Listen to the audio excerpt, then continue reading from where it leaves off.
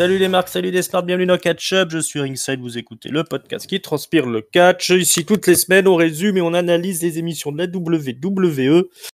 On parle catch, on se retrouve aujourd'hui pour parler de Monday Night Raw du 31 octobre. On était à l'American Airlines Center à Dallas. Un Monday Night Raw historique, puisque on est le Go Home Show avant Crown Jewel, le merveilleux show en Arabie Saoudite, qui se passera samedi 18h ou 17h, heure locale, heure de Paris. Les débats sont ouverts. Mais en tout cas, voilà, ce sera samedi en fin d'après-midi. Pour m'accompagner, vous l'avez entendu, pour l'analyse de cette émission que je rappelle historique, l'inusable Papy. Comment ça va, Papy ? Bonjour petits enfants, bonjour Ringside, mais ça va et toi ? Oh bah ça va toujours.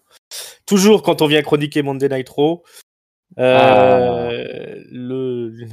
Normalement le vaisseau mère de la WWE, mais tout ça c'est fini maintenant que c'est SmackDown sur Fox.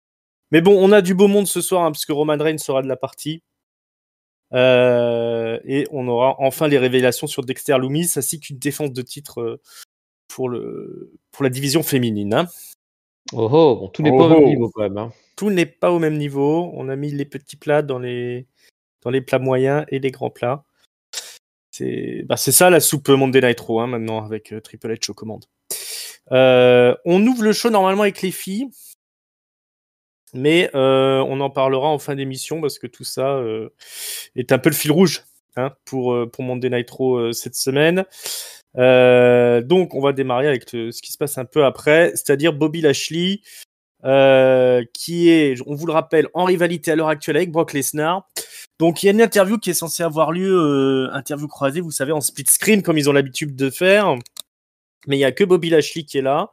Brock Lesnar n'est pas présent. Donc Bobby Lashley commence à vanner un petit peu Lesnar en disant que Lesnar n'est qu'un Bobby Lashley wannabe. Et pendant ce temps, le bon Lesnar, lui, il débarque dans l'arena. Il salue le public du Texas, avec qui il s'entend bien. Il explique qu'il n'est pas venu pour discuter avec Bobby Lashley.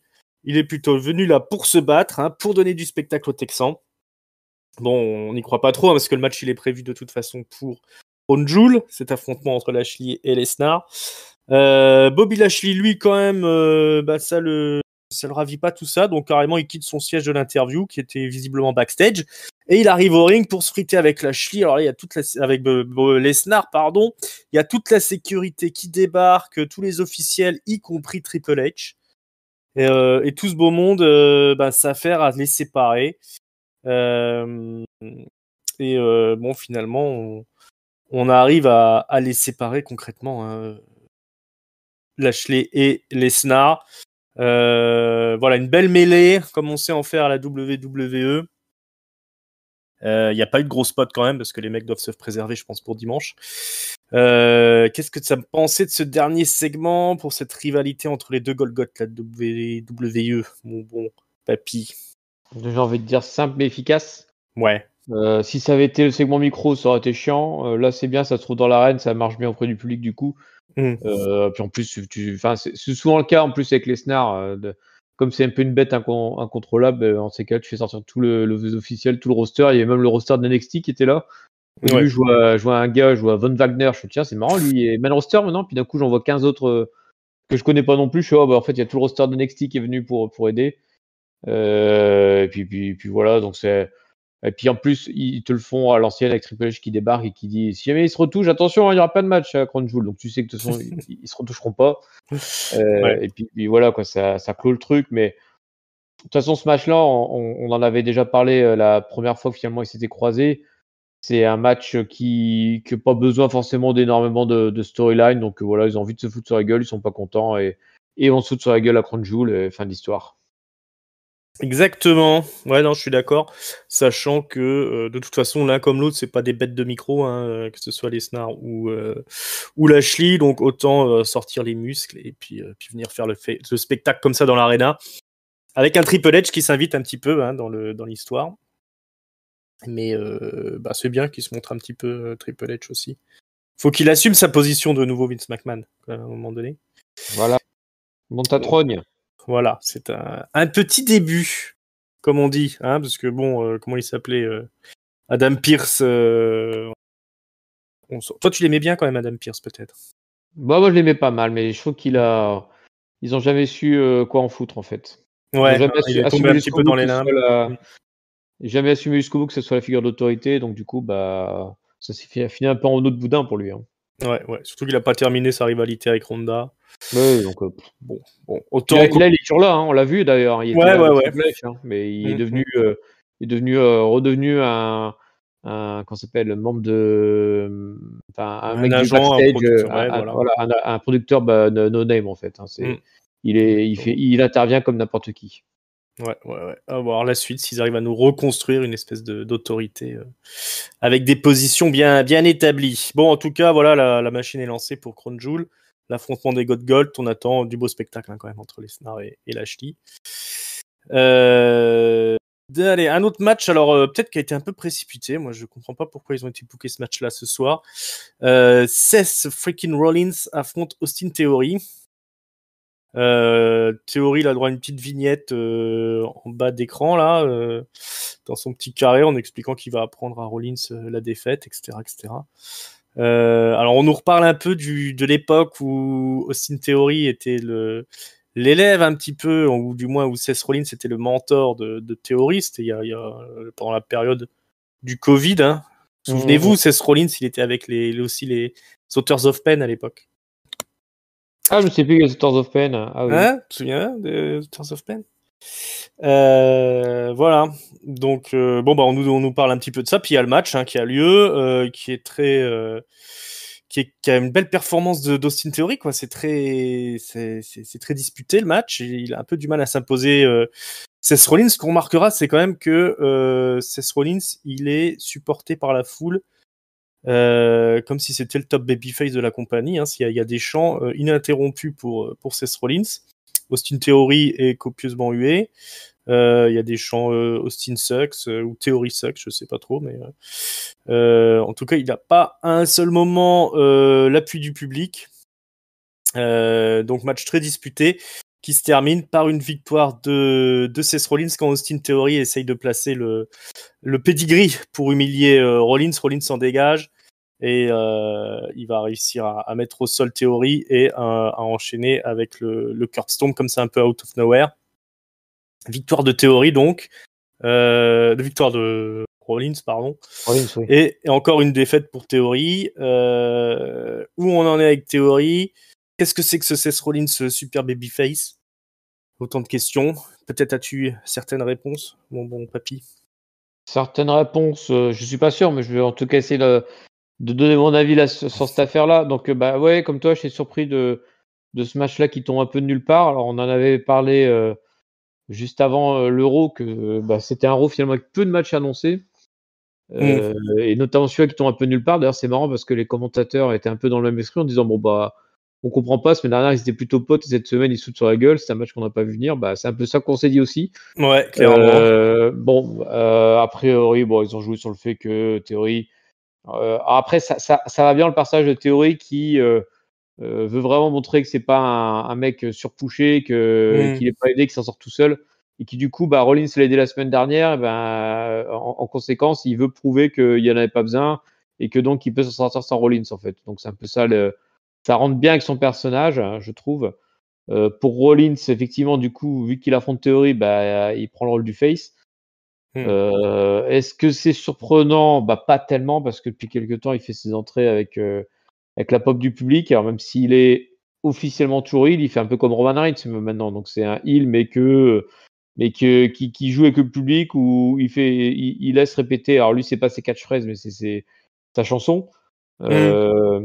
Mais bon, c'est le même principe, quoi. C'est le public qui est à fond dedans, et puis il sait en jouer, quoi. Donc, bon, bah, c'est pas méchant, mais on en revient à ce qu'on disait il y a quelques semaines, c'est est-ce que la WWE est encore capable de faire des vrais heels que tout le monde déteste? C'est une bonne question à se poser. Ouais. Non, je trouve qu'on navigue dans une ère un peu bizarre, hein. C'est-à-dire que ils arrivaient plus à un moment donné à faire de bons babyface. Bah là, ils arrivent même plus à faire des heals détestés. Les heals deviennent populaires. On le verra aussi avec Roman Reigns juste après. Parce qu'il finit quand même, il tape dans la main du public, Seth Rollins pendant le match. Ah, j'ai pas fait gaffe ça. Il a toujours son air arrogant. Mais il va pas tricher dans le match et il y a une grosse pop quand il gagne le match, quoi. Alors que sa dernière action à Monday Night Raw, c'est d'avoir tabassé Mustafa Ali, quoi. C'est bon. Et d'avoir été très méchant quand même en lui disant tu mérites pas d'être dans ma WWE, etc., etc. Est-ce qu'il a pas un peu raison? Bah, c'est peut-être ça qui fonctionne. Et puis je pense que les gens, comme d'habitude, aiment les gagnants. Là, il est dans une série de victoires, Rollins. Il a le charisme. Il fait péter des promos. Effectivement, quand il raconte des trucs, ça vise plutôt juste. Puis voilà, il est extravagant, il est bigger than life. C'est ce qu'on veut d'un catcheur, au final. Donc, carrément, du coup, quand on en a un, eh ben, on commence plutôt à popper pour lui, quoi, au final. Donc, on s'engage sûrement, et enfin, du moins après cet épisode-là, vers un face turn organique de Rollins. À voir, parce que à voir, on va voir. Reigns, finalement, est toujours pas face officiellement. Donc, c'est ça. On sait, ils aiment bien la jaune de gris, ils l'ont toujours dit. Mais bon, à un moment donné, il faut quand même que tu aies un alignement face heel quand tu bookes des matchs. Il est censé affronter qui, Rollins, à Crown Jewel? C'est pas officiel, mais ça sera Ali normalement. Ali, ouais, mais c'est pas annoncé encore. Non, je pensais que ça serait annoncé. S'il affronte pas Ali à Crown Jewel, j'admettrais à m'être bien planté parce que je pensais vraiment qu'ils avaient déterré Ali pour Crown Jewel, justement. Ouais, on était un peu parti là-dessus, mais c'est pas annoncé quand même. Donc on verra bien dans le courant de la semaine. De toute façon, Seth Rollins avait dit qu'il allait prendre le contrôle de Raw, on le sentait venir. Est-ce que tout ça va pas partir finalement sur un Rollins Reigns au final, Où va se placer Cody Rhodes quand il va revenir? Au niveau du main event, on commence à avoir des choses intéressantes. Ça, on peut pas dire le contraire. Théorie, comme tu disais, c'est plutôt cohérent dans le traitement, parce que de toute façon, il est lui dans sa spirale de défaite, dont il se remettra que quand il décidera de faire quelque chose avec la manette. Mais en tout cas, je trouve qu'il en impose dans le ring, et franchement, il faisait pas pitié face à Seth Rollins là. Il en a quand même sous la pédale. Je continue à le penser, aussi une théorie. Même si en ce moment c'est pas brillant pour lui, on va dire de manière faible au niveau du décompte victoire de défaite, je continue à parier sur lui, moi, perso. Ouais, il est vraiment. Tu sens qu'il est vraiment quelqu'un qui peut passer au niveau au-dessus, en fait. Ouais. Autant il y en a d'autres où tu sens que ça ira jamais beaucoup plus haut. Autant lui, tu te dis, il en a en réserve et ça peut le faire, quoi, s'il continue à avoir des bonnes idées pour lui. Ouais, c'est ça. C'est là qu'on va voir le travail de Triple H. Si il peut réussir à faire quelque chose avec quelqu'un qui a quand même tout pour lui. Hormis, pour l'instant, le fait de buzzer auprès du public et de popper auprès du public. Donc ça. Après, il est heal, Donc, pour l'instant, il est heal. C'est aussi normal qu'il se fasse tuer. C'est même bien. Au moins, il fait de la réaction du public. Ouais, clairement. Voilà. Non, c'est plutôt. Moi, je pense que dans l'absolu, c'est plutôt bien engagé pour Théorie. Je reste positif. En tout cas, c'était un super match, peut-être le meilleur de la soirée, sûrement. Une voiture arrive sur le parking. C'est l'undisputed champion de la WWE, Roman Reigns, qui en sort avec une énorme pop quand il sort de la bagnole. Après la publicité, il arrive au ring. Alors, il est seul avec Paul Heyman. Il explique que oui, vous inquiétez pas pour Jey Uso et Sami, ils vont retrouver leur côté UC, puisque c'est le chant que chante le public. Maintenant, c'est le truc à la mode. Si vous êtes un suiveur, vous pouvez aller écouter d'ailleurs notre dernière review, on vous dit tout sur cette altercation entre Jey et Sami, et ce nouveau cri de guerre pour les fans de la Bloodline. Feeling UC. Mais bon, il vient quand même pour parler des choses sérieuses. Roman Reigns, du moins en parler, pas vraiment, parce qu'il nous explique que il voit pas pourquoi il se casserait la tête à faire une promo pour son match contre Logan Paul, vu que ça fait 2 ans maintenant que à chaque fois qu'il y a un adversaire qui se présente à lui, il finit par l'écraser. Et ça va pas changer avec Logan Paul qui a juste 2 matchs au compteur. Donc il dit moi je ferai pas la promo du match, mais c'est Polo qui va s'en charger. Ça c'est pas mal ça quand même. Hein. Ouais, le mépris suprême. Le mépris suprême de dire non mais là comptez même pas sur faire la promo, ce mec là il en vaut pas la peine. Ça pose les choses. Hein. Alors le public était un peu, par contre j'ai trouvé circonspect sur le coup, et il avait du mal à réagir, je savais pas trop où aller. Mais bon, c'est pas grave. Paul Heyman reprend le micro. Il nous refait un petit speech sur les écrous et les vis qu'a Logan Paul dans sa main. Et qu'il est toujours susceptible d'avoir un lucky punch sur Roman Reigns. Il explique aussi que Logan Paul est entraîné par Shawn Michaels. Mais il va pas au bout de sa promo parce qu'il est interrompu étonnamment par la musique du Miz. C'est le Miz qui débarque dans son plus beau costume, jaune et vert comme ça, très élégant. Enfin son costume de catcheur, hein, sa grosse veste en cuir là, machin, et son cosplay de Naruto là. Il débarque au ring, il vient discuter avec le Tribal Chief, hein, il reconnaît tout de suite d'ailleurs Roman Reigns comme son Tribal Chief. Et il explique que lui, le Miz, il connaît bien Logan Paul, c'est lui qui l'a fait venir à la WWE, c'est lui qui l'a entraîné. Il dit effectivement Logan Punch. Je me suis déjà mangé le Lucky Punch de Logan Paul. Tu as bien vu Jey Uso aussi, il a été sonné. Donc voilà, moi je peux t'aider. T'es au courant que j'ai des problèmes avec un stalker là, ce satané Dexter Lumis, donc je te propose un plan, un accord, un deal. Tu me protèges de Dexter Lumis. Et je t'aide à gérer cette histoire Logan Paul là. Alors Roman Reigns il reprend le micro, il dit j'ai l'impression que je l'aime bien ce gars là, ce petit Miz. Mais j'ai juste une question. Pourquoi tout le monde parle de ce Lucky Punch là pourquoi tout le monde parle que Logan Paul pourrait mettre Roman Reigns KO alors que paf dans la gueule du Miz, Superman Punch de Roman Reigns sur le Miz par surprise. Roman Reigns reprend le micro et lui dit voilà, au lieu de parler du Lucky Punch de Logan Paul, vous devriez plutôt parler du fait que Logan Paul va être mis KO par Roman Reigns. Et il jette le micro. Et il repart sur le Titantron alors que le Miz est sonné au sol. Et Roman Reigns qui prend à partie la caméra en remontant jusqu'au Titantron là, en disant qu'ici c'est son show, qu'il en a marre, qu'on lui manque de respect comme ça, qu'on s'imagine que des mecs qui viennent d'ailleurs puissent le battre. Voilà, il dit ça c'est ma caméra, c'est mon show, tout est à moi. Et il repart comme il est venu. Donc voilà, comme tu l'as dit, le mépris ultime de Roman Reigns sur cette rivalité. Il prend pas du tout Logan Paul au sérieux. On met KO le Miz. Le Miz qu'on retrouvera à l'infirmerie où il croisera Mustafa Ali parce que ce soir ils ont un match.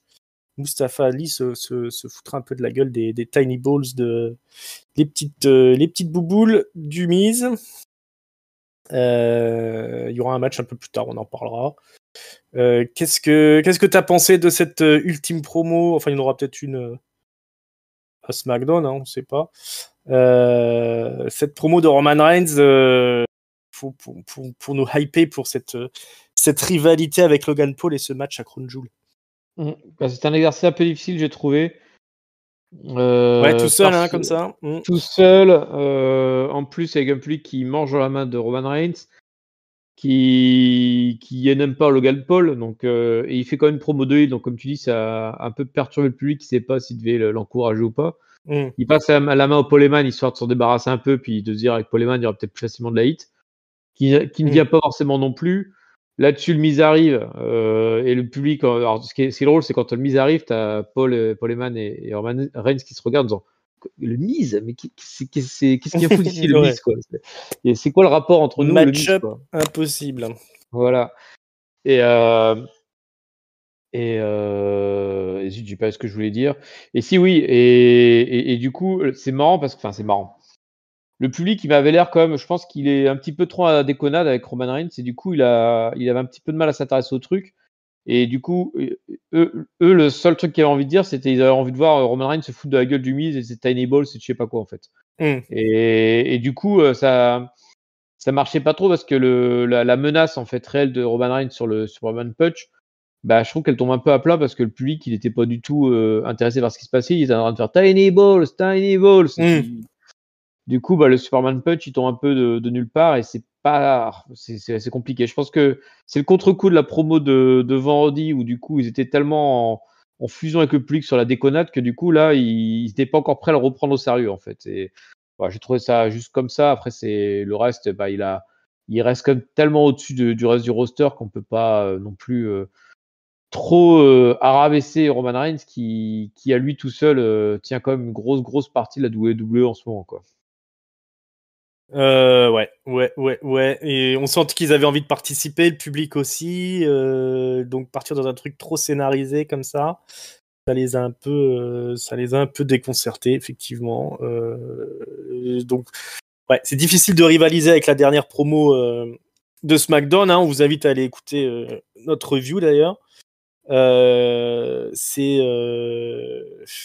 y a rien d'honteux dans ce qui a été fait. Je trouve qu'il rattrape bien le coup quand il remonte sous le Titantron et qu'il prend la caméra, même s'il n'y avait pas grand chose à rattraper, mais ça redonnait un petit peu d'intensité à la promo. Il sait ce qu'il fait, Roman Reigns, il y a pas à chier, mais là c'était un petit peu mal embarqué à la base quand même cette promo. Ouais, je pense que c'était compliqué à tenir étant donné le public était absolument pas réceptif à ce type de promo en fait. Ouais. C'est là qu'on voit le talent des Sami Zayn et compagnie quand ils arrivent comme ça à bloquer la foule en leur faisant quasiment un sketch du Saturday Night Live, quoi. Là ils essaient de reproduire un petit peu ça là, mais il faut faut pas oublier le public quand même. On n'est pas au théâtre ce soir non plus, quoi. Ça reste un show de catch, quoi. La suite des opérations, c'est notre match tant attendu. Karl Anderson contre Damian Priest. Karl Anderson, oui. Karl Anderson nous représente les OC et Damian Priest le Judgment Day, hein, évidemment. Donc ils viennent tous avec leur clan. Hein. Karl Anderson est accompagné de Luke Gallows et AJ Styles. Et Damian Priest de toute la ribambelle, Finn Balor, Rhea Ripley, Dominic Mysterio. On se tient la main. Tout ça dure un bon moment, hein, les entrées quand même. Et puis après on a le match. Donc c'est Karl Anderson à la surprise générale qui réussit à battre Damian Priest malgré les interventions du Judgment Day. Il réussit à contrer une tentative de Razor's Edge en roll-up, on va dire, ou en crucifix small package là. Mais il n'a pas le temps de fêter la victoire parce que évidemment le Judgment Day rentre dans le ring, le passe à tabac. Là, aussi le reste du clan, hein, AJ Styles et Gallows remontent dans le ring pour protéger Karl Anderson. C'est un peu la bagarre générale jusqu'à ce que Rhea Ripley mette un bon coup encore une fois dans les parties, dans le service 3 pieds de Gallows qui s'effondre au sol. Et je crois que c'est ainsi que se termine la séquence. Ah non, je crois que en fait le Judgment Day finit par détruire quand même. Ouais, aussi, et il y a un frog splash de Dominique. En fait, ils font tous leur finisher après sur le aussi en fait, et c'est Jay qui en prend le plus effectivement. D'accord, ok. Voilà, rien que de très normal. Une nouvelle performance de Karl Anderson cette semaine. La rivalité continue. Moi, j'ai envie de dire quand même qu'on voit que les aussi sont là pour faire le paillasson pour le Judgment Day quand même. Je sais pas ce que tu en penses. Bah, je suis comment te dire ça. Alors, Karl Anderson, ça fait deux fois qu'on le voit en 2 semaines là. Je sais pas pourquoi il y a que lui qui catch. En plus, il n'est pas forcément dans la forme de sa vie, j'ai l'impression, ce monsieur. Bon, le Gallows, certainement qu'il l'a encore moins, que c'est pour ça qu'il catch jamais. Après, j'ai pas trop compris en fait ce match-là. Si je le comprends parce qu'en fait, il a perdu la semaine dernière, il gagne cette semaine et puis ils vont se rencontrer à 3 contre 3 à Riyad. Non, c'est pas Riyad, je sais plus où c'est. C'est Bref, en Arabie Saoudite. l'Arabie Saoudite, ouais. À Jeddah, peut-être. Bref. Et ce qui est con, c'est que la semaine dernière, ils ont quand même fait tout un laïus sur on a un réa problème. Et cette fois-ci, manifestement, ils avaient oublié qu'ils avaient un réa problème parce qu'ils sont encore pigés par réa. Et ils avaient prévu absolument rien pour contourner ce problème, quoi. Donc, ces arbres, j'espère qu'ils vont pas se refaire avoir en Arabie Saoudite, sinon ça tourne un peu en rond cette histoire. Mais c'est vrai que c'est un peu couillon, quoi, de faire tout un petit passage la semaine dernière sur le fait qu'ils aient constaté que 3 contre 4 ça ne sortait pas pour finalement se faire avoir à 3 contre 4 cette semaine, quoi. C'est un peu con, quoi, de leur part. Donc bon, sinon c'est du classique de chez classique pour bulleter un match entre plusieurs. Tu fais des matchs individuels de chacun des membres de l'équipe et puis rendez-vous à Crown Jewel pour avoir le payoff de cette rivalité. Ouais, on a peut-être un Luc Gallows qui est pas en grande forme, donc du coup en double il fait les deux fois les 3-8, hein, ce bon vieux Gallows, ce bon vieux Anderson, pardon. C'est du très très classique, hein, au final, avec quand même l'immersion de Rhea Ripley dans l'histoire, qui pour l'instant est en train de tirer son épingle du jeu en mettant au tapis, à coup de coup bas, tous les membres de The OC chaque semaine. Donc on verra bien ce qui va se passer à Crown Jewel, hein, comme tu dis. Est-ce qu'ils vont encore se faire avoir, les OC? De toute façon, moi, comme je disais, hein, je reste persuadé que le projet, c'est plutôt Judgment Day et Rhea Ripley en particulier. Donc, encore une fois, je suis pas du tout sûr que The OC va tirer son épingle du jeu de cette rivalité, hein, de toute façon. Puis, comme tu le disais, on voit bien que Karl Anderson, il est plus non plus dans la plus grande shape de sa vie. Gallows, on sait déjà, ça fait longtemps que voilà. Ouais, Gallows, ça l'a jamais été, donc. Ouais. Non, le projet de toute façon c'est Judgment Day, hein, mais ça fait une équipe quand même un peu crédible pour une de leurs premières rivalités au final, pour sortir un peu de Edge et compagnie. On va voir comment ça se conclut à Crown Jewel, hein. D'ailleurs, on va avoir les pronos, hein, le concours de pronos qui va s'ouvrir là. Restez branchés, hein. On en reparlera en fin d'émission. Allez, autre match de Crown Jewel, l'opposition des monstres, Braun Strowman à Omos. En coulisses, c'est MVP qui nous fait une promo. Il s'adresse directement à Braun Strowman en expliquant que de toute façon, Braun Strowman n'a aucune chance contre le géant Omos. Et il nous annonce qu'il sera à SmackDown vendredi. Service minimum, hein, sur cette rivalité. Ouais, mais en même temps, c'est pas plus mal. Ce que j'allais dire, c'est une sous-rivalité entre Lesnar et Lashley, donc ils en font encore moins, mais ils ont raison parce que de toute façon, je pense que globalement, on s'en fout. Donc c'est pas comme si Omos était invaincu ou je sais pas quoi là. C'est Omos déjà vaincu qui affronte un Strowman qui revient dans finalement l'indifférence la plus générale. Au début, ça popait pas mal, mais bon là maintenant, je pense que moi personnellement, en tout cas, j'ai fait le tour du retour de Strowman. Donc qu'ils fassent leur match et puis qu'ils fassent autre chose, quoi. Ouais, en espérant. Voilà, le challenge de toute façon, c'est de Strowman de sortir un bon match avec Omos. Les paris sont ouverts. Allez, un mec, un vrai, une star, un Hall of Famer, JBL. Un bonhomme, voilà. JBL arrive au ring. Il est heureux, il est au Texas, donc il est là, il nous dit que le Texas c'est quand même la plus belle région des États-Unis, hein. C'est le cœur des États-Unis, il y a des légendes comme Stone Cold Steve Austin qui viennent du Texas, tout ça, c'est peut-être le plus grand État des États-Unis, mais que tout ça est gâché par l'arrivée de Snowflakes, donc c'est des flocons de neige. Des flocons de neige, voilà, pardon, je trouvais plus mes mots. Les petits flocons de neige que sont le public ce soir, qui méritent pas du tout de s'appeler des Texans, parce que c'est des millennials, des faibles, des cultures woke. Il est dégoûté par ce public, JBL, donc il se prend une bonne bronca du public. Et puis il vient évidemment pour nous présenter le dieu du catch moderne, Baron Corbin, qui arrive au ring. Corbin dit au public you're welcome, hein, de rien. Si je peux faire plaisir, hein, je sais que vous êtes heureux de venir m'admirer, moi, le dieu du catch moderne. Vous avez d'ailleurs usé vos dernières économies là pour venir me voir. Vous avez dû travailler dur, faire des heures supplémentaires à la ferme ou à l'usine où vous travaillez. Mais la vérité, c'est que on saura pas puisqu'il y a une musique qui retentit. C'est R-Truth qui débarque maintenant à chaque fois qu'on mentionne son nom. Donc il arrive au ring, il est déguisé en cow-boy. JBL se dit mais l'arrête tout de suite, il dit t'es ridicule avec ton costume. R-Truth il reprend le micro, il dit ouais moi tout ce que je voulais c'était souhaiter un joyeux Halloween à tout le monde et vous dire que j'adore votre costume d'Halloween à vous deux. Alors JBL répond qu'il n'est pas du tout costumé pour Halloween, que Baron Corbin non plus.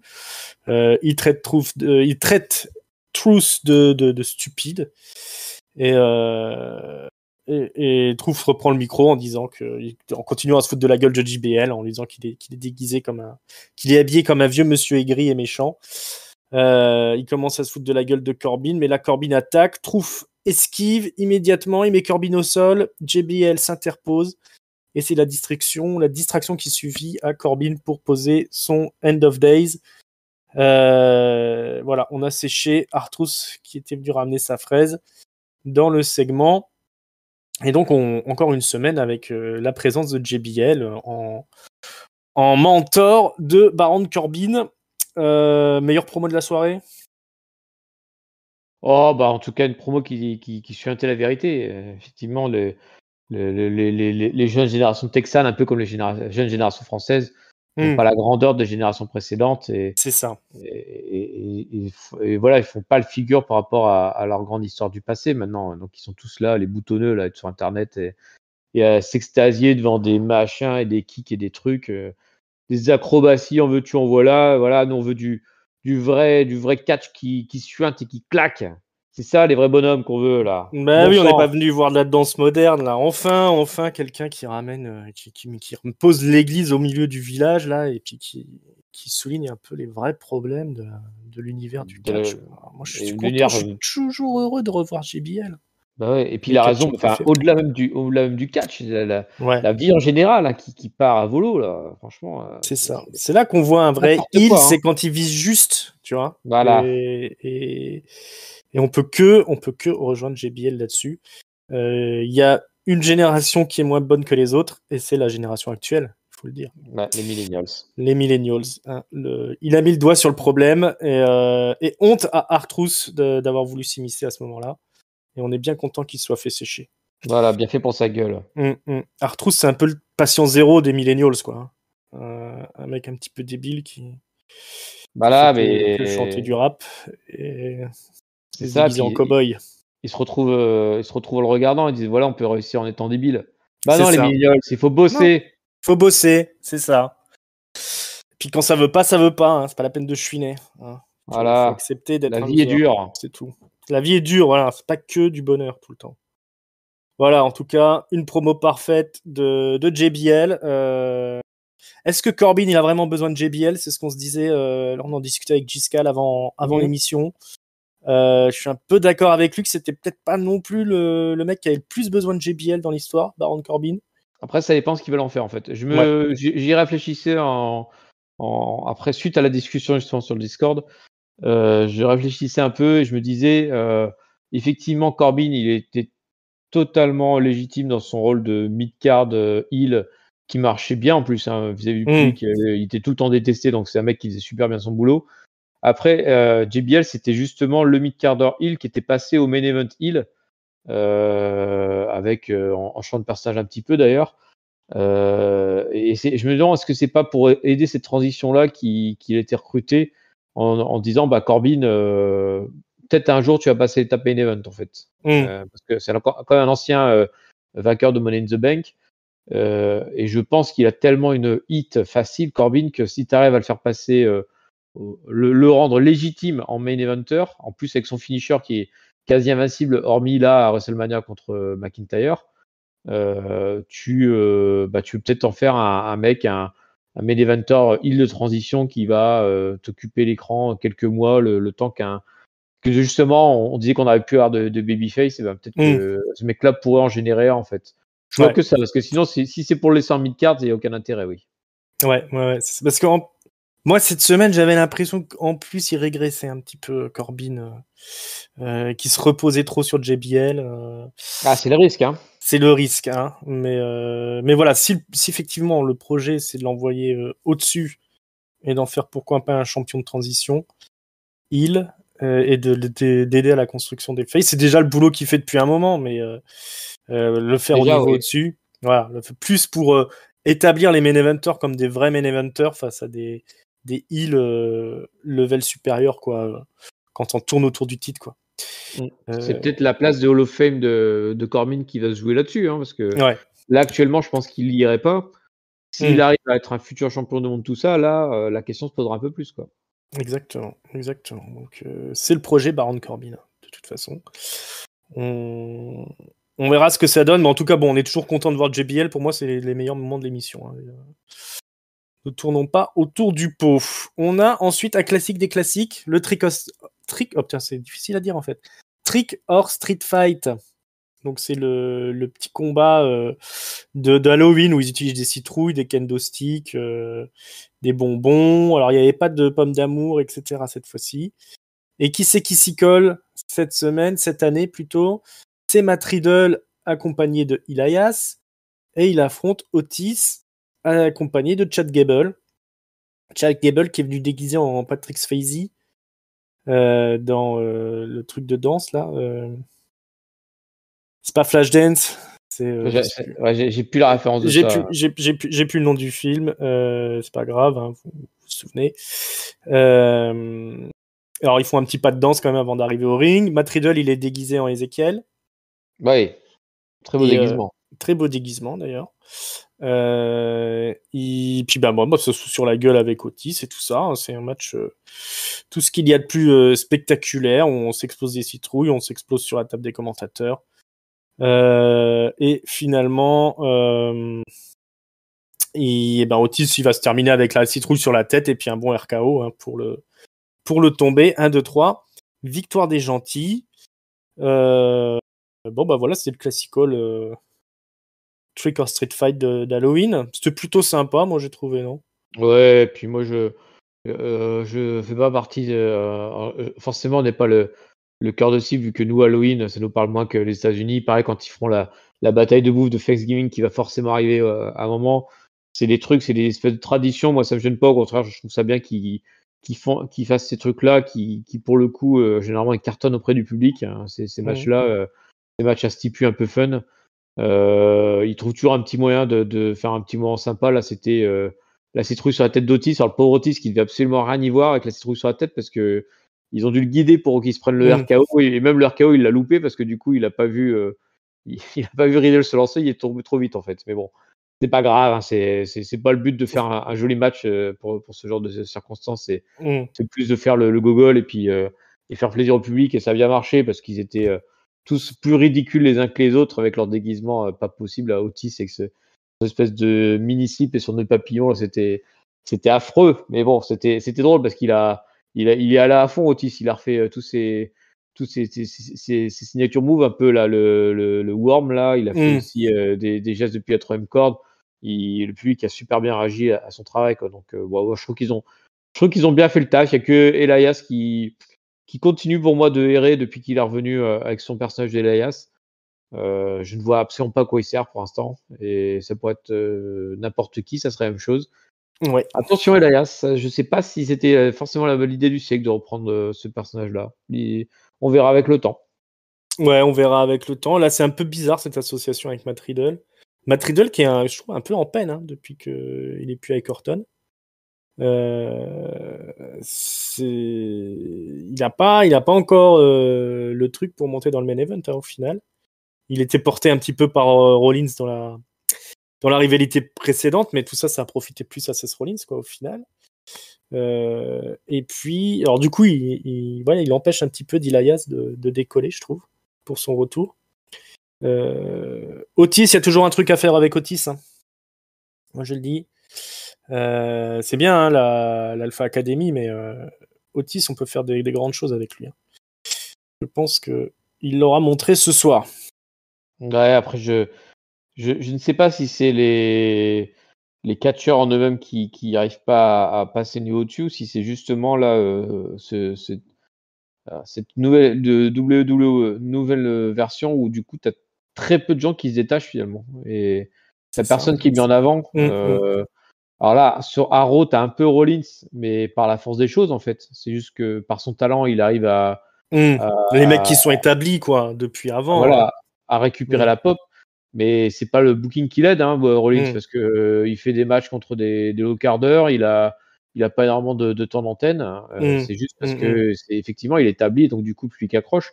Et il y a personne qui est vraiment mis en avant et qui monte dans la carte. Enfin, les low quarts d'heure sont montés un peu à un niveau mid card, mais ça va pas au-delà, je trouve. Hein. Il y a pas.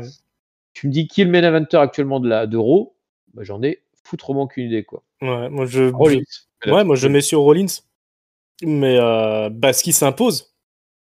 Tu vois, par exemple, Lashley, c'est aussi compliqué pour lui, au final. Ah oui, ils sont alors qu'il il était passé dans le main event, hop, ça patine. Et à SmackDown, c'est pareil, c'est Roman Reigns qui a pris le contrôle, il y a Sami Zayn qui est là, c'est ceux qui arrivent à tirer les Usos qui font un travail impeccable. Et puis le reste, ça bouillonne comme ça, mais il n'y a rien qui se passe, quoi. Peut-être Kevin Owens aurait peut-être sa place dans le haut de l'affiche à Raw, mais on le voit plus. C'est ça. C'est justement celui que j'allais citer. J'allais dire Kevin Owens. Il aurait dû normalement. Et au final, il a fait 1 ou 2 shows où il était bien, puis après il a disparu. Et il paraît qu'il était à NXT l'autre jour. Ils l'ont envoyé à NXT, c'est ça. J'allais dire, est-ce qu'il a un contrat spécial qui fait qu'il vient pas bosser toutes les semaines? Mais non, c'est vrai qu'ils l'ont envoyé à NXT. Alors, il y a cette volonté aussi de rapprocher NXT du main roster. Faudrait pas que ça tire le main roster vers le bas aussi. Hein. C'est ça, hein, c'est que il faut pas que ça vise une moyenne entre les deux, parce que sinon ça sera pas bon, les gars. Hein. Il faut que ça, à la limite, qu'on ramène NXT au niveau du main roster, pourquoi pas. Si c'est rapprocher les uns vers l'autre, on va avoir un truc moyennasse là. Je suis pas super confiant, et même à McIntyre, tu vois, là, il est McIntyre, il est embourbé aussi dans son truc. Tu vois, les mecs qui étaient sur le point d'exploser, sur lesquels ils avaient travaillé, qui s'étaient fait couper les pattes un peu avec le Covid, du coup, on est repassé au level -1, quoi, j'ai envie de dire presque. Parce que là, qui se souvient que McIntyre, il a gagné le Rumble, qu'il a battu Brock Lesnar, etc. Ça s'est oublié, pareil pour Lashley. Il refait ses preuves face à Lesnar, quoi, alors qu'il l'a déjà battu. Lesnar qui est en train de se réimposer tranquillement comme le mid-carder qui fait les grosses affiches, quoi. Là, vraiment que Rollins d'un côté et puis Reigns, Zayn et les Usos de l'autre, quoi. Et encore, hein, Zayn et les Usos, c'est vraiment parce qu'il y a Reigns, je pense, qui domine. Hein. Les Usos, ils ont énormément de talent, mais je pense que ils seraient au niveau du New Day ou des conneries comme ça. Hein. C'est-à-dire qu'ils feraient. Mais du coup, ils ont réussi à s'attacher et à pas lâcher le train en route, quoi. Pareil pour Zayn, tu vois, maintenant qu'il est incrusté dedans, il va essayer de rester le plus longtemps possible dans l'histoire. De toute façon, c'est le seul truc qui marche, la Bloodline. Donc, ils ont intérêt à s'accrocher comme pas possible. Hein. C'est pas des mecs qui vont se flinguer. Entre-temps, il y a le Miz qui essaye de faire quelque chose aussi, mais bon, le Miz, ça reste le Miz, quoi. Non, le Miz, il est en dessous. Et c'est court à dire, mais quand Roman Reigns dit le Miz derrière méprisant, qu'est-ce qu'il y a à foutre dans ma promo, il a quand même pas loin de la raison, en fait. Le Miz, il est plus du tout. C'est là depuis 1 an, là, il est plus du tout au niveau des main eventers, en fait. Il traîne avec ces petites histoires-là, on va voir la suite tout à l'heure. C'est plus du tout des histoires de main eventers. Hein. Pourtant, il était champion il n'y a pas si longtemps. Il y a 1 an. Hein. Eh ben, on y arrive doucement, hein, cette histoire du Miz, qui affronte aujourd'hui Mustafa Ali. Mustafa Ali qui va gagner le match. Un match aussi bien disputé, hein, mais il arrive à placer un super kick et planter son 405 splash, tout simplement parce que évidemment Dexter Lumis était dans le public et il attaque le Miz à un moment donné. Dexter Lumis, dont on va avoir un peu plus d'infos, puisqu'il y a un épisode spécial, une édition de WWE Investigates, les investigations sur la WWE, qui sont présentées par Baron Saxton. Donc c'est un petit segment qui est monté comme une interview, comme on peut voir dans les émissions d'investigation là, à la télévision. C'est Johnny Gargano qui est interviewé et qui nous fait des révélations sur Dexter Lumis. Et donc l'histoire, c'est qu'en fait, Dexter Lumis aurait été payé par le Miz pour l'attaquer, pour garder le Miz relevant un petit peu, pour que le Miz garde de l'intérêt, surtout pour avoir à chaque fois des excuses pour ses différentes défaites. Puisque par exemple contre Lashley, quand il a perdu la ceinture, tout le monde savait que... Enfin, c'est pas quand il a perdu la ceinture, mais bon, la dernière fois qu'il a affronté Lashley, tout le monde savait qu'il allait pas gagner contre Lashley, le Miz évidemment. Donc voilà, les révélations. Le Miz aurait payé Loomis pour l'attaquer, pour créer du buzz, parce que c'est une star wannabe, quoi, le Miz. Et qu'au bout d'un moment, il aurait peut-être pu payer Loomis. Et là, il n'a pas de preuve de ça. Hein. Gargano, il a un enregistrement sonore où on entend le Miz donner des ordres à Loomis, mais il n'a pas de preuve que le Miz, ça c'est juste une supposition que le Miz aurait arrêté de payer Loomis et qui expliquerait pourquoi désormais Loomis l'attaque sans raison. Et tout le segment, alors il y a des reconstitutions où Gargano est déguisé et flouté un petit peu pour jouer les différents personnages de l'histoire. Tantôt il joue le Miz, tantôt il joue Maryse, tantôt il joue Dexter Lumis. Voilà, il y a des rappels à NXT. Hein. Gargano nous explique que Lumis, il le connaît bien parce qu'il faisait partie de sa famille à NXT. Ce qui est rigolo, c'est qu'il dit qu'à un moment donné, après le mariage, parce qu'on se souvient que Dexter Lumis à NXT, pour ceux qui ont vu, s'est marié avec Indy Hartwell, qui faisait partie du clan de Gargano, The Way. On a eu un mariage et tout, une lune de miel, et là, Gargano nous explique qu'après le mariage, tout s'est gâté parce que Lumis a perdu son boulot. Donc perdre son boulot, ça veut dire c'était le moment où il s'est fait virer par la WWE, quoi. Mais voilà, donc un segment rigolo, quoi. Finalement, on est dans les trucs un peu goofy, hein, avec cette histoire de Dexter Lumis. Ça se concrétise visiblement. On joue aussi la carte de l'humour pour Gargano. Toi qui détestes Gargano, ça n'a pas été trop pénible? Ah si, c'était vraiment pénible ce segment. Vraiment pénible parce que j'ai trouvé mal foutu. Il m'a pas fait rire en fait, moi. Il y avait une volonté de faire une parodie d'émission de télé. Ouais, ça marche plus ou moins bien. Ouais, et je trouve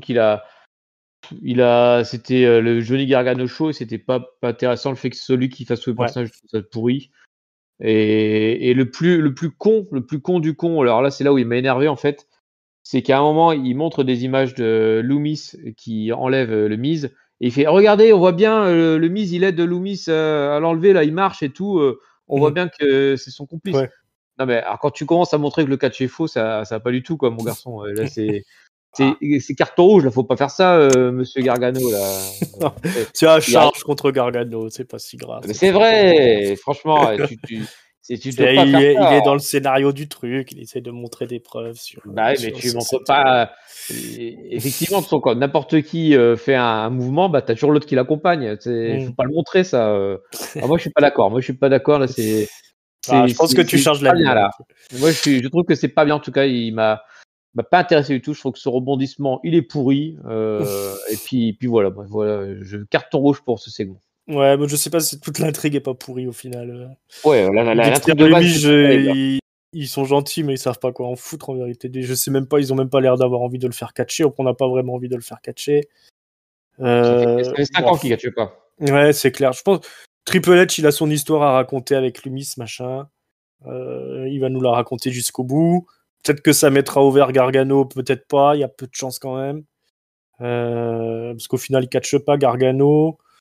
Au final, j'ai pas l'impression que le public s'intéresse plus que ça à lui. Là, on est vraiment dans le côté série télé de Triple H qu'il avait. En plus, ça suit la continuité d'NXT, tout ça. Donc je pense que ça doit faire plaisir à une partie du public qui regardait NXT, qui a envie de voir une continuité entre NXT et le main roster. Mais je suis pas sûr qu'ils sont si nombreux que ça en vérité. Hein. Surtout sur la période Gargano, mariage, The Way, etc. C'est pas la période de NXT où la fanbase était la plus solide. Hein, j'ai envie de dire. Non, mais ça fait plaisir à 15 gars de faire la continuité entre NXT et Raw, franchement. Et puis, à la fin du segment, j'ai pas l'impression que le public était extatique quand il a vu ça. Ouais, je suis pas sûr que ça marche au niveau du public mainstream, au niveau du public live. J'ai beaucoup de doutes sur la popularité de Gargano en lui-même à l'heure actuelle. Ça s'est pas démontré dans des matchs en tout cas. Il y a pas des matchs où ça a popé plus que ça dans les semaines où il est venu. Rentrer directement dans cette histoire avec Loomis et se retrouver sur un truc très scénarisé autour du Miz avec des références à NXT, tout ça. Pour moi, tout ça, c'est un mauvais move. Hein. Je reviens à ce que disais, ça doit faire plaisir à quelques fans et à Triple H qui visiblement a des ambitions de scénariste un peu plus développées que Vince McMahon, qui était plus dans l'improvisation permanente et dans la vision sur le très très long terme. Qui retourne faire le chaperon là et puis qui nous fasse pas chier Triple H. Voilà, d'ailleurs la touche Triple H, c'est aussi la division féminine qu'on trouve en ouverture de show. Hein, vous avez dit qu'on vous gardait le meilleur pour la fin. Qu'est-ce qui se passait en début de show? C'est Nikki Cross de retour. Hein, souvenez-vous, elle était venue la semaine dernière et a tabassé tout le monde. Elle affronte Bianca Belair parce qu'elle lui avait coûté le match contre Bayley la semaine dernière. Donc ça se fout sur la gueule et finalement c'est Bianca Belair qui gagne. Parce qu'il y a Damage Control qui se pointe à un moment donné, non? C'est pas ça. Puis il y a Asuka et Alexa Bliss qui débarquent aussi. C'est ça, ouais. Au final, du coup, ça déconcentre Nikki Cross qui se fait avoir par le KOD. KOD, puis il y a bagarre générale, Asuka, Alexa Bliss, machin. Et du coup, on a en main event un championnat pour le titre de championne des filles, donc comme toutes les semaines. Alexa Bliss et Asuka en challenger contre Damage Control. Donc c'est un match qui va durer très longtemps, où à un moment donné Bayley et Bianca Belair qui sont à l'extérieur du ring vont se foutre sur la gueule très férocement en passant par-dessus les barricades. Elles vont monter dans le décor, Bayley to Bayley depuis une plateforme qui atterrit sur une table en contrebas. Voilà, cascade façon Go Home Show entre Bayley et Bianca Belair. Pendant ce temps, le match continue dans le ring. Donc ça enchaîne. Il y a des botches incalculables, innombrables. Voilà, c'est plutôt ça le mot. Innombrables d'Alexa Bliss. Ça tourne dans tous les sens. Et puis à la fin, à la surprise générale, Bliss met un dropkick sur je ne sais plus qui est pris avec une prise par Asuka, foutu au sol, et Alexa Bliss place son Twisted Bliss là. 1, 2, 3, c'est la victoire de Alexa Bliss et Asuka, nouvelle championne. C'est la fin du règne de Damage Control sur la division tag team féminine, à la surprise générale. C'est Dakota Kai et Io Sky, hein, les anciennes championnes. Je crois que j'ai même pas mentionné leur nom. Voilà, victoire surprise pour ce Go Home Show de Alexa Bliss et Asuka. Et la rivalité continue entre Bianca et Bayley. Qu'est-ce qu'on a pensé de tout ça? Bon alors, qu'est-ce qu'on a pensé? Alors, pour revenir sur la partie opener, donc Nikki Cross qui finalement se fait latter par Bianca, moi ça m'a pas tant dérangé que ça parce que je pense que de toute façon c'était complètement fou de la mettre au niveau de Bianca après son retour dans son personnage. Donc c'est pas plus mal que directement il la refroidisse en la faisant perdre. Oui. Ensuite le main event en lui-même. Alors effectivement j'ai trouvé comme toi que Bliss était en difficulté au niveau du catch. Elle n'arrivait pas à suivre le niveau des. Voilà, le rythme lui rythme. Ça va très vite avec. Là, il y avait Asuka, Io Sky, ça va super vite et Dakota Kai, elle va vite aussi. Hein. Ce que je veux dire, elle rassure comme le rythme, mais par contre Bliss, elle n'arrive pas à suivre le rythme. Et donc souvent, ses coups étaient à contre-temps. Alors c'était pas du botch, c'est juste du contre-temps, je trouve moi. Ouais. Du coup, ça. C'est le botch quoi. Ouais, c'est pas faux. En tout cas, ça permet de voir que les coups sont pas portés et donc c'est pas terrible.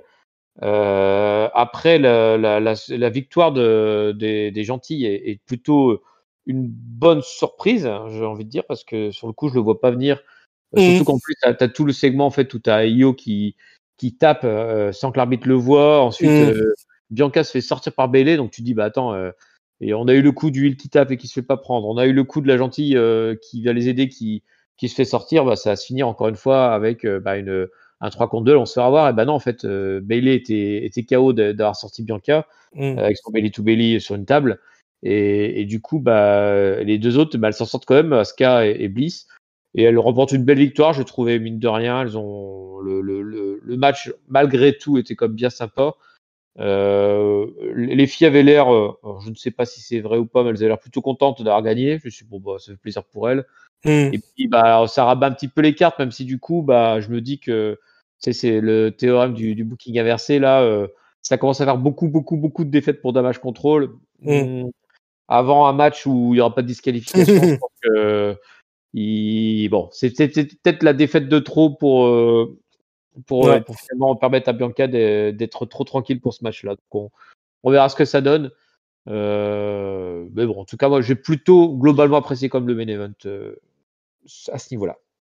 Ouais, effectivement, si on met à part la prestation de Bliss, le match est loin d'être dégueulasse. Hein. J'étais méchant avec, mais effectivement, ça catche bien. Elles se connaissent, hein, Dakota Kai, Yoskai et Asuka, donc ça va très vite. Mais moi, ce qui me posait problème, c'est que le public n'était pas vraiment dedans jusqu'à ce qu'il y ait le gros spot entre Bayley et Bianca. Après, ça a réveillé un peu le public, ils ont suivi un peu plus ce truc, mais c'est retombé quand même assez rapidement. La victoire, quelque part, c'est logique parce que c'est quand même deux anciennes championnes de la division féminine, hein, mine de rien, Alexa Bliss et Asuka. Donc, quelque part, c'est tout à fait normal qu'elles aient une victoire sur les deux rookies. C'est quand même assez culotté de faire un main event avant Crown Jewel pour le Go Home Show avec les filles. Pour le reste, c'est quand même très très long. Le public n'était pas vraiment dedans. Voilà, on souffre encore le catch féminin, Monday Night Raw. Voilà, la carte de la soirée, j'ai pas trouvé ça très digeste, moi, honnêtement. Et ça conclut quand même le Go Home Show sur un truc un petit peu mou quand même. Du moins qui passionne pas le public tant que ça. Donc c'est bien pour elles ont fait du beau boulot, ça donne encore du prestige au titre, mais est-ce qu'on a envie vraiment que ce soit ça qui soit pushé à Monday Night Raw ? Moi, je suis pas trop d'accord quand même. Ouais, après, il y a un truc, et je sais pas si c'est ça qui a un peu perturbé le public, c'est que quand il y a eu Bianca et Bayley qui sont face à face, ils ont mis un espèce de méga spot de lumière sur Bianca et Bayley, mais en dehors du ring du coup. Et du coup, bah forcément, je pense que ça doit pas te donner envie de te concentrer sur ce qui se passe dans le ring quand tu as un spot de lumière à l'extérieur en fait. Donc c'est un peu chelou ça comme choix. Bon, c'est toujours les choix de mise en scène de Triple H, hein, on sait qu'il aime tenter des trucs. Mais ça, pour le coup, j'ai trouvé ça bizarre parce que je voyais les filles qui se battaient sur le ring, puis je voyais, elles étaient un peu dans la pénombre, avec un espèce de spot qui passait par-dessus elles. Et ensuite, j'ai compris, le spot, il allumait les filles qui étaient à côté du ring. Bon, voilà, c'était un peu bizarre. Et à noter comme que Bianca avait changé de tenue entre l'opener et le main event. Là, elle était en tenue minimaliste, mais qu'est-ce qu'elle est baraquée, purée. C'est impressionnant. Le physique qu'elle a, c'est pas pour rien qu'elle est championne depuis aussi longtemps. Hein. Elle a quand même un physique hors du commun. Hein. Là, franchement, c'est. Alors, c'est pas souvent mis en valeur par ces costumes un peu pourris là. Mais ce soir-là, effectivement, en mode minimaliste, ça fait vraiment ressortir le personnage bigger than life qu'elle est, en fait. C'est là-dessus qu'il faut jouer. C'est pour ça, d'ailleurs, qu'elle est où elle est. Hein. C'est parce que c'est un monstre de la nature, en fait, Bianca Belair. Ouais, c'est du... c'est compliqué de trouver un équivalent masculin, mais c'est comme tu dis, c'est un monstre de la nature, un peu à la Lesnar ou des trucs comme ça. C'est une fille, tu te dis, mais comment ça peut exister dans la vraie vie, quoi. Elle est vraiment balèze, quoi. Voilà, c'est une sportive de haut niveau depuis le début, quoi. Hein. On n'est pas, c'est pas du Alexa Bliss. Ah ouais, là c'est plus du tout une catégorie. Hein. Ouais. Donc là, on va avoir à Crown Jewel ce match. Donc c'est du comment on appelle ça, Last Woman Standing du coup, entre Baylor et Bayley, hein, si je dis pas de bêtises. Oui. Voilà, bon, on verra ce que ça donne. Et comme tu dis, effectivement, ça laisse la porte ouverte à une victoire pour Bayley, vu qu'il n'y a pas de disqualification et qu'il y a une histoire de booking inversé, sauf s'il se passe des choses à SmackDown. Moi, je pense qu'il se passera rien à SmackDown. Hein. C'est un show enregistré. Ouais, c'est un show enregistré, ouais, de toute façon. Je pense qu'ils vont juste gérer les affaires courantes et il se passera rien du tout à SmackDown. On a un match pour le titre intercontinental entre Gunther et Rey Mysterio. C'est déjà suffisant pour faire le show. Voilà. Voilà, on a fait le tour de l'émission, hein, je crois qu'on n'a rien oublié. Donc on va passer au mot de la fin. Il faut un top, un flop et une note. Oui, oh là, et déjà le mot de la fin, bah oui, on va vite. Je carbure, hein, pas que ça je vois ça, non, c'est pas que ça fout, effectivement, bordel. Mon flop, du coup, moi je le donne à Gargano. Voilà, j'ai trouvé que allez, hop, Gargano. Mais là, il le mérite cette fois-ci en plus. Donc, cette fois-ci, il le mérite. Cette fois-ci, c'est vraiment, il le mérite, il m'énerve là. Mais il n'y a rien qui m'énerve plus que les gens qui cassent le kayfabe là. Je trouve ça insupportable. Mon top, j'ai envie de le donner aux filles quand même. Moi, je trouve qu'elles ont quand même bien tenu elles ont bien tenu le truc. Puis en plus, le reste, il n'y a pas de segment vraiment marquant. Je me le refais dans la tête. Le show, j'ai pas d'autres souvenirs de trucs extrêmement marquants, même si le Halloween était sympa, hein, c'était de bon esprit. Mais voilà, ouais, vu que j'ai tellement savaté les filles ces dernières semaines que je vais leur donner comme un petit top d'encouragement. Bah oui, tu vois, comme quoi je suis quelqu'un de juste. Hein. Non, mais c'est vrai. Et malgré les accusations qui ont été portées, non, voilà, t'es quelqu'un de juste. Voilà, très bien. Et si Gargano il prend cher, c'est parce qu'il le mérite. Voilà. Et ma note du coup, je suis un poil plus enjoué comme que les derniers Raw qui m'avaient franchement ennuyé. Donc je vais comme une note sympathique, je vais mettre un bon 3,25 pour ce Raw. Qui finit par un changement de titre en plus pour un gâcheux, c'est toujours un petit plaisir. Donc 3,25 pour ce Raw. 3,25, bah, c'est une bonne note. Hein. Je suis moins enthousiaste que toi. Je vais mettre mon top. Je vais le donner à Seth Rollins. Je trouve qu'il chaque semaine.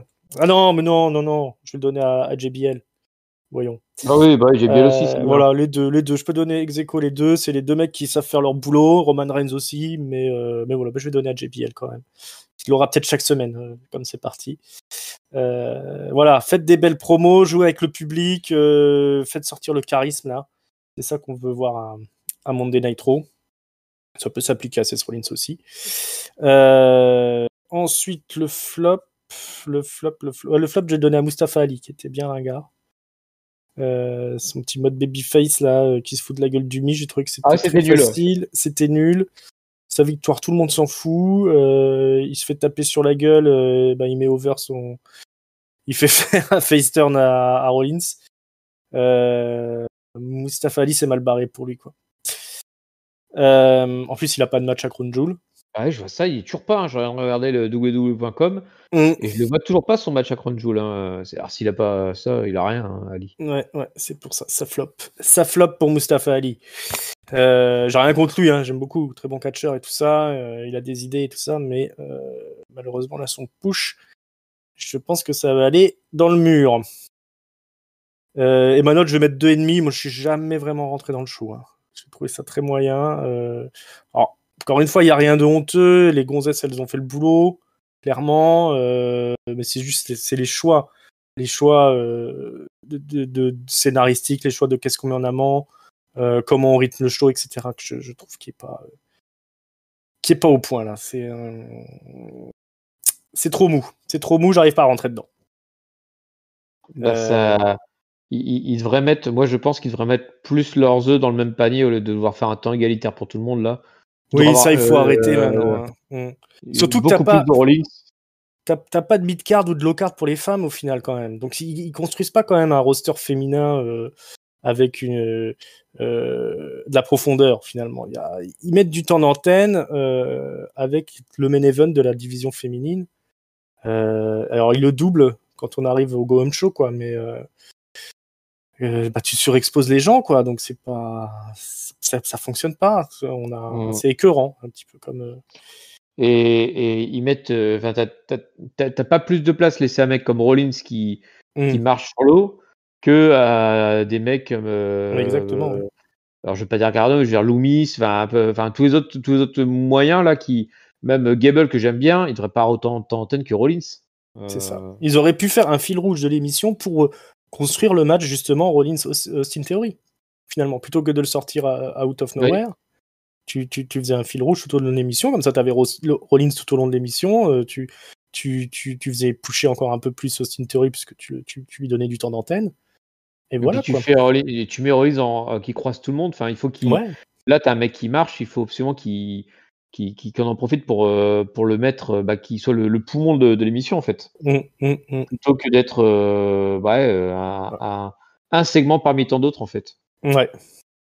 Voilà. Pour moi, c'est pas comme ça que ça fonctionne. Ça se regarde, mais il faut s'accrocher, je trouve quand même. Disons que j'aurais pas regardé cette semaine, c'était pareil, quoi. On aurait loupé un changement de titre. Ouais, mais un titre mineur dont on s'en fout. C'est toujours plus dur que SmackDown qui a l'avantage d'avoir 1 heure de moins et surtout qui a la Bloodline qui pour le coup fait le rôle de poumon en fait. Eux, exactement. Ils sont là souvent en début, fin d'émission, puis ils te croisent des gens, ils te racontent des petites histoires et puis ça occupe facilement le terrain et tu sais que quand tu regardes le SmackDown, tu vas regarder l'émission de la Bloodline en fait. Et c'est ce qui manque à Raw en fait. Il faudrait que Raw ce soit l'émission de Rollins, Monday Night Rollins, hein, et ramenez-nous Kevin Owens, bon sang. Le Kevin Owens Show, Monday Night Raw, Monday Night Rollins, voilà, parce que le Miz. Il y a plus de segments micro d'ailleurs. Hein. Ils sont où les shows micro là au milieu du ring les KO Show, les je sais plus quoi Rollins. Plus personne fait de segments micro. Il se passe quoi les gars là? Bah oui. Bougez-vous. On n'est pas Dynamite, hein. Je vous le rappelle. Donc, voilà, on verra ce qui va se passer après Crown Jewel. Hein. On va peut-être se relancer dans une nouvelle ère aussi. Hein. Il va peut-être avoir un check-up aussi dans pas longtemps. Ou une draft. Je sais pas où on en est de ces histoires-là. Hein, ne me demandez pas. C'est vrai qu'ils n'en parlent plus. Mais en tout cas, on n'a pas eu de retour cette semaine. Ah si, il y a une petite nouvelle dont je n'ai pas parlé, c'est la présence de Bray Wyatt à Crown Jewel. Ouais, et ça motive pas pour regarder perso. Hein. C'est ça. Bon, il a eu quelques exploits déjà en Arabie Saoudite. Les gens se souviennent de lui peut-être. Il avait fait peur aux enfants. Voilà. Bon, on a fait le tour de ce Monday Night Raw. On vous rappelle qu'on a notre review de SmackDown qui est déjà en ligne depuis un bon moment. N'hésitez pas à aller à checker. C'est gratos. On est présent sur toutes les bonnes plateformes de podcast. On est sur YouTube. On est sur Twitter @catchupcdc. On est sur Facebook, Instagram. Vous pouvez vous abonner si vous le souhaitez. C'est toujours gratos. Pour nous soutenir, mettez des likes. Vous pouvez mettre des commentaires également. Dites-nous un peu ce que vous pensez de cet épisode de Monday Night Raw. Quelle note vous lui mettez? Quels sont vos tops? Quels sont vos flops? La petite cloche quand vous êtes sur YouTube pour être averti dès qu'on a un contenu qui sort. Et il y en a beaucoup. Mon bon papy, merci beaucoup d'être venu. Merci à toi, Ringside, même si je sens que c'était pas l'Euro qui te passionnait le plus. Mais il y aura des jours meilleurs, ne t'inquiète pas. C'est vrai, j'ai passé une bonne soirée, mais c'était pas celle-là. De toute façon, c'est pas grave. On se retrouve très bientôt pour SmackDown. On vous défrichera Crown Jewel aussi. Tout ça en temps et en heure. Et puis on vous remercie, vous. Hein. On espère que ça vous a plu à écouter autant que nous à enregistrer. Et puis on se retrouve très bientôt. Voilà, passez une bonne journée, bonne semaine et à bientôt pour SmackDown. Salut des amis. Salut à tous.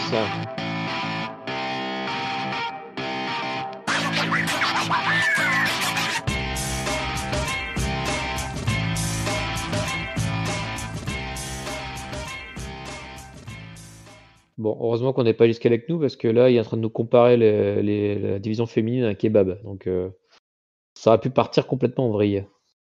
Et puis, on n'a pas besoin de ça en ce moment avec tes propos d'extrême droite de la semaine dernière. Oups!